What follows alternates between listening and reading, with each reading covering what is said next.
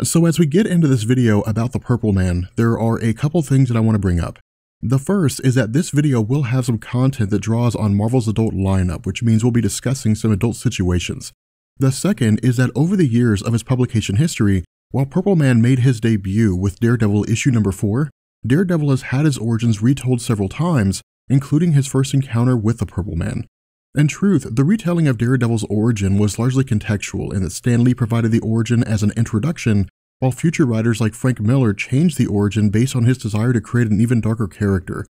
And so in 2002, as part of his Marvel Colors series, rewriting the origin stories of popular characters to return them to their roots, Jeff Loeb introduced Daredevil Yellow using issue number 6 as a way to provide an updated depiction of Purple Man's first appearance, while maintaining much of the original content from 1964's Daredevil issue number 4.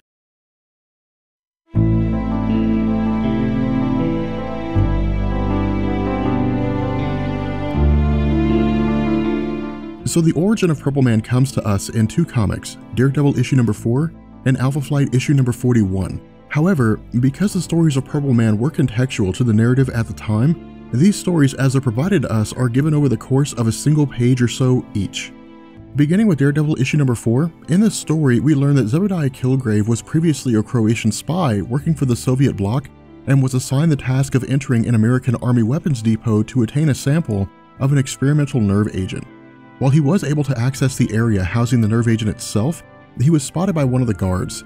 Engaging in a firefight, the American soldier hit the canister behind Killgrave, allowing the purple nerve agent to escape. Dousing Killgrave in the chemicals and turning his skin purple, he then concocted a story stating that the entire situation was an accident. With the guards believing him and standing down, Killgrave began to realize that the nerve toxin had allowed him to emit pheromones that bend the wills of others to his own ends. Now from here, we switch to Alpha Flight issue 41. Told from the perspective of Purple Man's daughter named Kara, the story of how she came to be is tied directly to the history of Killgrave himself. What we're told is that at some point between gaining his abilities, his appearance in Hell's Kitchen, and subsequent encounter with Daredevil, Killgrave had encountered a woman named Melanie at a bar in Buffalo, New York. While she and a friend were waiting on their dates, the initial response of Melanie's friend is to send Killgrave away due to his physical appearance. However, because he can control the wills of others, Killgrave uses his powers to force Melanie to marry him that night. However, as time passed, he eventually fell in love with Melanie.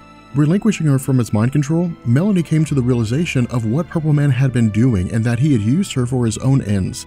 Fleeing from their home and taking up residence in Toronto, Melanie realized that she had become pregnant with Killgrave's daughter.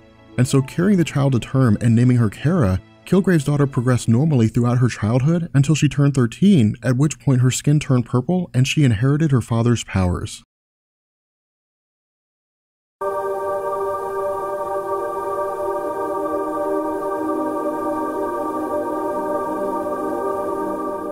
So the story of how Purple Man is introduced and how it was that he first met Daredevil starts with Foggy Nelson and Matt Murdock alongside their assistant Karen Page, as they're assigned to represent the Purple Man after he had been arrested for robbery. While Foggy expresses a distaste about this, his irritation is due more to frustration over having to take court-appointed cases as opposed to what he considers legitimate work. Now once they arrive at the county jail, while Karen Page is enamored with the concept of Daredevil even though she still doesn't know that Daredevil is Matt Murdock, the two approach the cell of Zebediah Killgrave. Now something I'd like you to notice here is that Marvel uses the color purple to illustrate those under the control of the Purple Man. But more so than that, the Purple Man himself states that he has no need for a lawyer and instructs the guard to let him out of his cell. Unable to resist the Purple Man's mind control, the guard does as instructed, after which Karen is placed under Zebediah Killgrave's control and leaves with him. Now in the original story from 1984, Stan Lee and Bill Everett were still fleshing out Matt Murdock's abilities and incorporated his own willpower as a means to overcome mind control. And so picking up on this cue, Jeff Loeb maintains the same trend by establishing that not only is Daredevil able to resist the mind control of Purple Man, but he was also able to immediately deduce that Purple Man had the ability to overcome the willpower of others and control them accordingly. However, where Jeff Loeb begins to take a few liberties is when Karen leaves the jail with Purple Man himself. In the original story, he had simply left with Karen Page, and when he was pursued by Daredevil, used his powers to bend a street full of people to his will and turn them into an army of sorts. With Daredevil Yellow, as they leave the jail, Daredevil arrives to save Karen, at which point Zebediah has the guards in the street turn their guns on Matt Murdock with the intention of killing him. Now, I'd like you to remember the kind of sociopathic nature he's demonstrating here, as well as his dislike of Daredevil, because this will become extremely important for our discussion when we get to Jessica Jones. What I'd also like you to notice is that as Purple Man moves away from the police officers, his control over them seems to dissipate as well. Now, this is something that we will see over the course of his publication history, but it won't actually be explored any further until we get to Brian Michael Bendis and the introduction of Jessica Jones in 2001. Now, where the story shows Purple Man taking up residence in a penthouse suite of a hotel, Jeff Loeb simultaneously provides us with a little insight into how Daredevil views Kilgrave in relation to others like Kingpin, Bullseye, and Dr. Doom. What he tells us is that those individuals always desire power.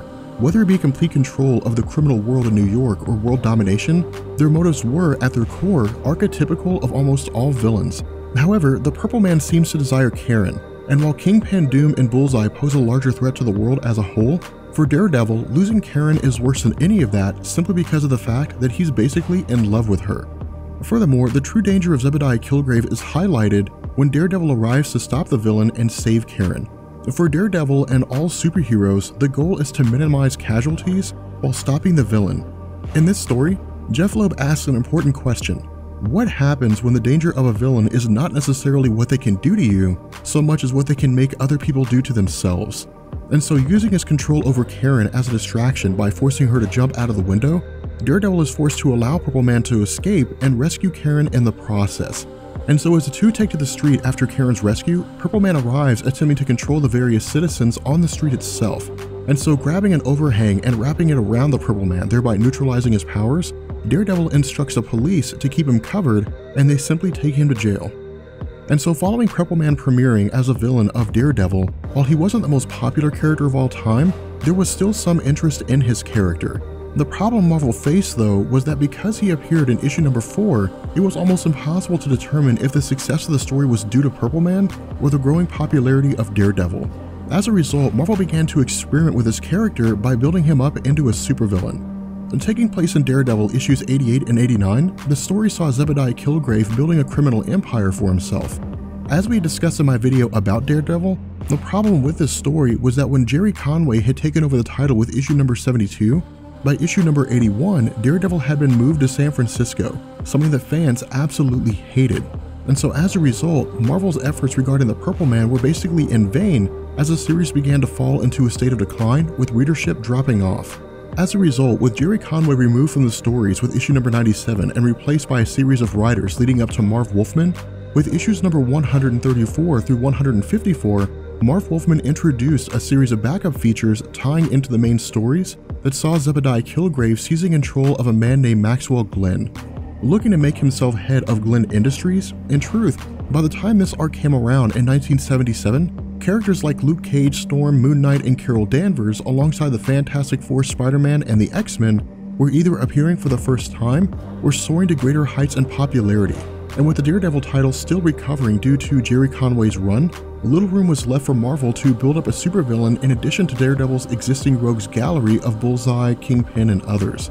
Following the end of Wolfman's run, with Purple Man puttering throughout Marvel, occasionally appearing in comics like Marvel Team-Up Annual number 4 in 1981 by Frank Miller and X-Men number 34 in 1998 by Terry Kavanagh, it wasn't until Brian Michael Bendis' Alias series that he found himself becoming a fan favorite among readers.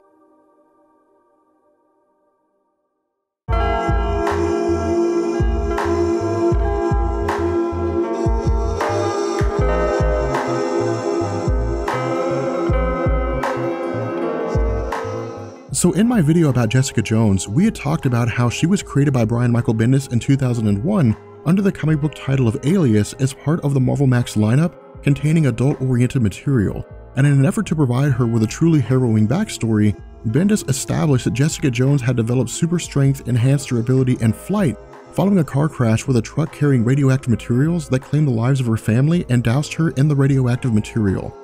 Taking the name Jewel and becoming a superhero after witnessing Spider-Man fighting the Scorpion, Bendis introduced the Purple Man as a way to darken her origin and provide readers with a backstory that hadn't quite been seen before. Covered in a 5-part story titled Purple, which explained why Jessica Jones had become a private detective and abandoned her role as a superhero, in issue number 24, her services are contracted by a group of individuals who are related to 34 people, all of whom died at a Denny's when Kilgrave walked in and ordered them to stop breathing due to the fact that he wanted to eat with no noise. While she agreed to take the case, this decision came with trepidation, something which was explained to Jessica's love interest Luke Cage. What we learn is that after she had taken the name Jewel and become a superhero, she responded to a conflict at a diner involving two men beating one another. Almost immediately after arriving, and because of Kilgrave's physical attraction to her, Jessica Jones is placed under his control. Initially ordering her to take off her clothes, his order is rescinded when the police arrive. Instructing her to take out the police officers, her inability to resist his control forced her to travel outside and trash the various cars, sending the police officers fleeing for their lives. And so while under the control of the Purple Man following this incident, Kilgrave never actually forced her to engage in sexual acts with him, and instead, he would take college girls off the street, have his way with them, make her watch, and beg to join them. However, during an instance when Daredevil had acted to save the city, Kilgrave lashed out due to his hatred over Murdoch. Ordering Jones to find Daredevil, kill him, and never return, she promptly left the confines of Kilgrave's control. Now at this point, Bendis provides a more comprehensive explanation of how Kilgrave's powers affect those under his control, which was actually something that we had never really seen before. What we're told is that the further Jessica Jones traveled away from the pheromones that Kilgrave put off, the less of an influence he had on her. However, because he had her under his control for almost a year, the pheromones he emitted became somewhat of a drug for her body and her mind. However, after spotting the Avengers, she subconsciously reached out for help by attacking the Scarlet Witch. Between her battle with the Avengers and the effects of withdrawal due to being away from the Purple Man's pheromones, Jessica Jones' mind effectively shuts down. And taken by the Avengers and placed in a hospital aboard a SHIELD helicarrier, Jean Grey of the X-Men had placed mental blocks in the mind of Jessica Jones in order to protect her from the effects of the Purple Man's control.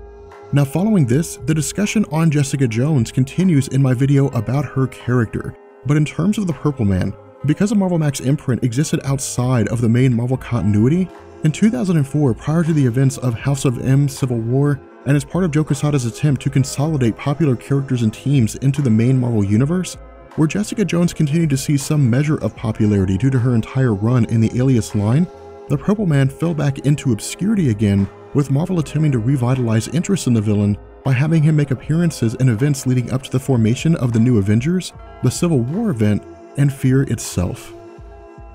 With that being said, we're going to bring this video to an end. I hope you guys enjoyed it, and I will catch you guys later. Peace.